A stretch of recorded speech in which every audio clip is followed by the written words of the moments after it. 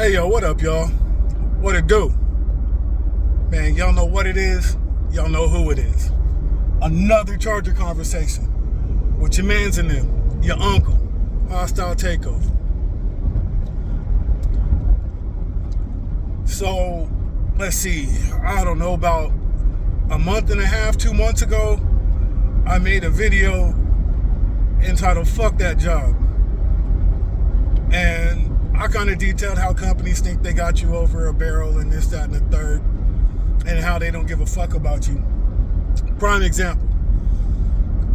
I'm about to quit my night job, so I'll probably be doing this at a different time of the day. So what? I'll still be doing it. Here's the thing, right? I get at my supervisor about one of the working conditions. He said he knew about it and wasn't gonna fix it, and shrugged his shoulders and walked off. All right, bro. That's cool. See, motherfuckers do shit like that when they think you need them. I got 2 jobs, bro, and I can quit either one and survive without going homeless or starve for as long as I need to before I find another one. You know what I'm saying? I don't need 2 full-times. I could do a full-time and a part-time, or just one full-time if I wanted to stop doing certain things. I don't need shit. I don't need nobody. I always keep a backup plan. You know what I mean? I've been there longer than this fucking supervisor. He just got hired from outside as a supervisor. I've been there longer. And he thinks that motherfuckers need him or this stupid ass job. Fuck him and this job, bro. I don't give a fuck. So what's gonna happen? I'm supposed to be at work at midnight. I'm gonna give him a call about 11:30, 11:45. I'm telling him I quit. Ain't nothing he can do. I live in California. It's an at-will state. I can quit anytime I want, for any reason I want, and they can fire me anytime they want, for any reason they want. That's basically the meaning of at-will. It's at the voluntary discretion of both parties. And there's nothing he can do. What? He's not gonna give me a good recommendation? So what? Give a fuck. I ain't even gonna put this job on my resume.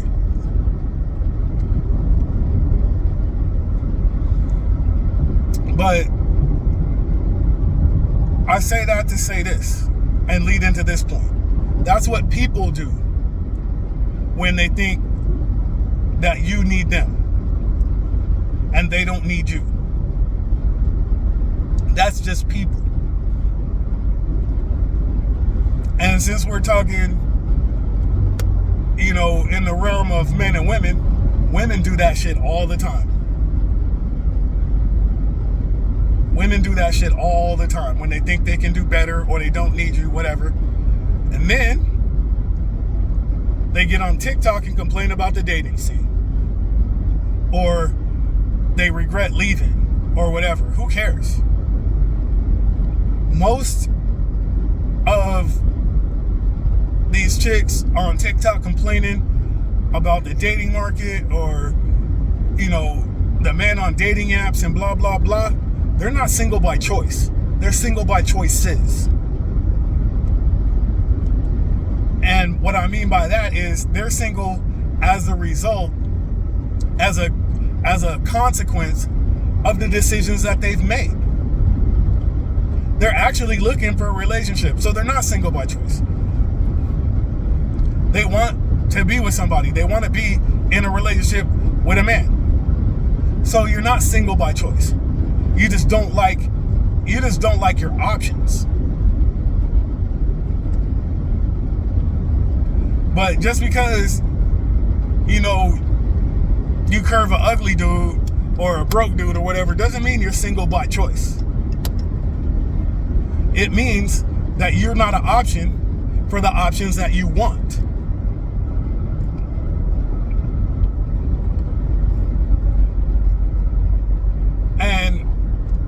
a lot of people do that shit, not just women. Men overvalue themselves too. TikTok, YouTube, Instagram, all of them are full of men who you can look at and tell don't have the options on the dating market that they want, and they sit there and complain about women. Modern women this, women that, blah, blah, blah.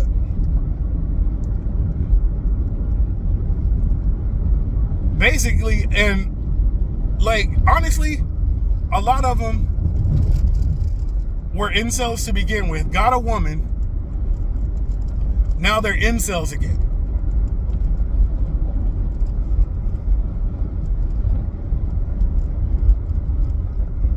They got a woman, fucked it up, or maybe she fucked it up, or they both fucked it up, most likely. That's the more likely scenario. They both fucked it up, because in a breakup or whatever, it's usually not one person's fault. Both people usually contributed to the demise of that relationship. And that's just a fact. So now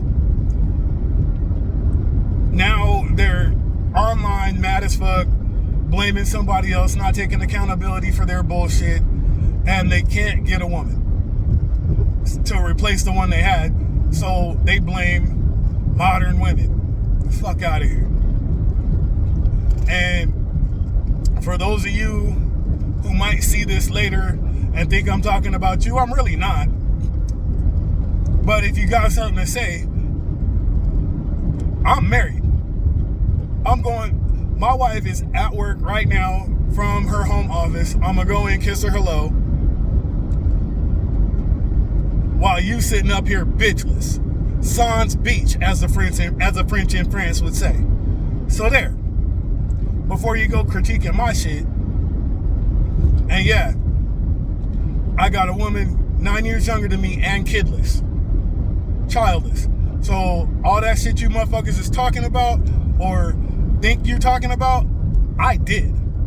I live it every day.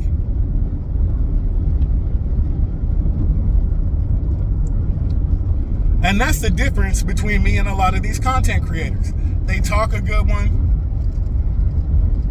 but I'm telling you, a lot of them wouldn't be shit without social media, without YouTube, without TikTok, without fucking Rumble, or whatever fucking platform they're on. They wouldn't be shit. Right? A lot of these content creators don't know what the fuck they're talking about. They're just spitting talking points from other content creators, and they just happen to catch a wave. And a bunch of other angry bitchless ass women or bitchless ass dudes sit there and agree with them and say, oh yeah, modern women. Whatever, bro. There's only a couple of content creators who I can think of off the top of my head are either successfully married with the type of woman that they talk about, in a long-term relationship with the type of woman that they talk about, or are single and can actually get the type of woman that they talk about. There's only a few, probably less than 10 that I can name off the top of my head out of all these YouTube creators, right? But that's what separates those YouTube creators and me from the rest of y'all. And that's why I say I'm not red pill, I'm not part of the manosphere, because you motherfuckers talk about it, I live it. That is the goddamn difference. And motherfuckers can be mad about it. I hope, no static or nothing comes from this, but you can come for me if you want, bro. If you see this and you're mad, you can come for me if you want. But I do shit in real life that you motherfuckers talk about. See what I'm saying? I can take off, jump in my car, go to Vegas for a Santana concert, stay at the Mandalay Bay, take the elevator down to the House of Blues, go watch Santana, and come back the next day. And tell my job, if they don't like it, find somebody else. Because I've done it.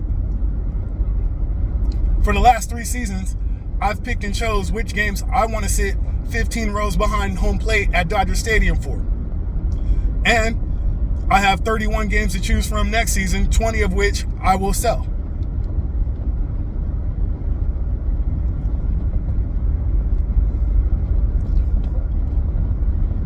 I've done that for the last 3 seasons. And next season, I hope to get 40 or 41 games total. You see what I'm saying? I do shit that other motherfuckers just talk about. Oh, and by the way, I have 4 of those seats for every game. 31 games times 4. I have 124 seats, 15 rows behind home plate at Dodger Stadium. So listen to what I'm saying, bro. And I'm not saying that as a flex or anything. That's just to show and prove that I do the type of shit that I talk about, while most of these motherfuckers just talk about it. I actually live that life. I get on stage and tell jokes. You know what I'm saying? I get respect from comedy legends, even though I don't hit the stage much. And I don't hit the stage much because motherfuckers want to get cheap with the money. So I throw my own shows and make my own money. I'm literally throwing myself a birthday show. I'll make a minimum $1,000. Minimum. I will make a minimum $1,000. Bet money. I will call off of work that night, or that day, because I'm quitting my night job. I'll call off of work that day, make $1,000, and not worry about the money I missed during those 8 hours. So what?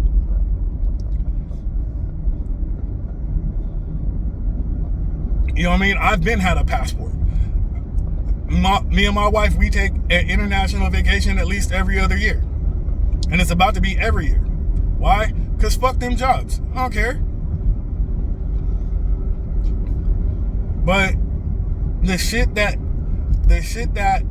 a lot of these content creators talk about, I do. I just don't really blow my own horn. I'd rather give advice, life advice. But if I have to qualify myself with my own shit, then fuck it. That's what I gotta do. But with that, I just want to make the distinction between me and the rest of these dudes. Because without social media, they wouldn't have been shit. And I'm going to leave that right there for now. But always have a backup plan for your income. Always have a backup plan in case shit goes south. Always have a reserve to live on. Because it's about to be a cold winter in this economic market that's coming up. It's about to get real cold, real ugly. The job market, the housing market, and the stock market are all going to get fucked up. So with that, do what you got to do to keep a roof over your head, food in your belly, all right? And if you want, I'll start to cover stuff like that too. Politics, economics, because I'm very well-rounded. I just haven't really flexed it, but I'm very, very well-rounded. So just give me a comment with a 1 if you want me to cover other shit like politics, economics, geopolitics, current events, things like that. Just give me a 1 in the chat, all right? And with that, I'm out. Middle fingers up. Be safe. Stay dangerous.